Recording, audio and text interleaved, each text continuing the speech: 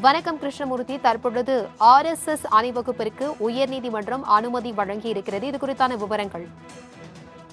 வணக்கம்.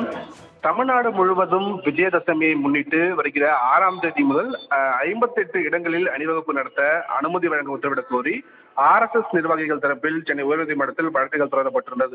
இந்த வழக்குகள் நீதிபதி ஜெயச்சந்திரன் முன்பு இன்று மீண்டும் விசாரணைக்கு வந்தபோது 58 இடங்களில் 52 இடங்களுக்கு அணிவகுப்பு நடத்த அனுமதியானது வழங்கப்பட்டதாகவும் 6 இடங்களுக்கு அனுமதி வழங்கப்படவில்லை என்று காவல்துறை தரப்பில் நீதிமன்றத்தில் தெரிவிக்கப்பட்டது.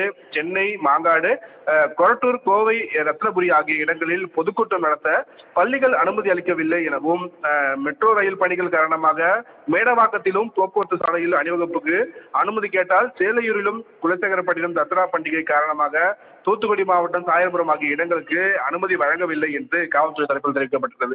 இதையடுத்து ஏற்கனவே RSS ஊர்வலத்திற்கு அனுமதி வழங்குவது குறித்து நிபந்தனையுடன் கடந்த ஜனவரி மாதம் உயர்நீதிமன்றம் விரிவான ஒரு உத்தரவை பிறப்பித்திருந்தது. அந்த நிபந்தனையுடன் RSS அணிவகுப்புக்கு அனுமதி வழங்க வேண்டும், எதிர்காலத்தில் அனுமதியானது மறுக்கவோ புதிய நிபந்தனைகளை விதிக்கவோ கூடாது என்று நீதிபதி ஜெயச்சந்திரன் தனது உத்தரவில் தெரிவித்திருக்கிறார். மாங்காடு, ரத்னபுரி, கொரட்டூர் பகுதிகளில் பள்ளி நிர்வாகத்திடம் அனுமதி கடிதம் வாங்கி கொடுத்தால் அங்கு அணிவகுப்பு ஊர்வலத்திற்கும் பொதுக்கூட்டத்திற்கும் அனுமதி வழங்க வேண்டும் என்று காவல்துறைக்கும் நீதிபதி உத்தரவிட்டிருக்கிறார்.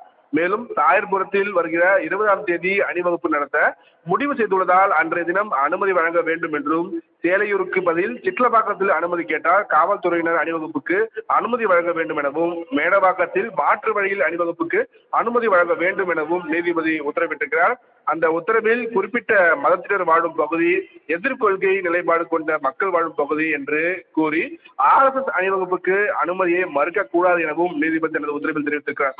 இதன் மூலம் RSS அணிவகுப்புக்கு அனுமதி வழங்குவது தொடர்பாக நிபந்தனைகள் விதித்து உத்தரவிட்டுள்ள நிலையில் எதிர்காலத்தில் அனுமதி மறுக்கவோ புதிய நிபந்தனைகள் விதிக்கவோ கூடாது என்று நீதிபதி ஜெயச்சந்திரன் தனது உத்தரவில் தெரிவித்திருக்கிறார். பிரபாவதி. தகவல்களுக்கு நன்றி கிருஷ்ணமூர்த்தி.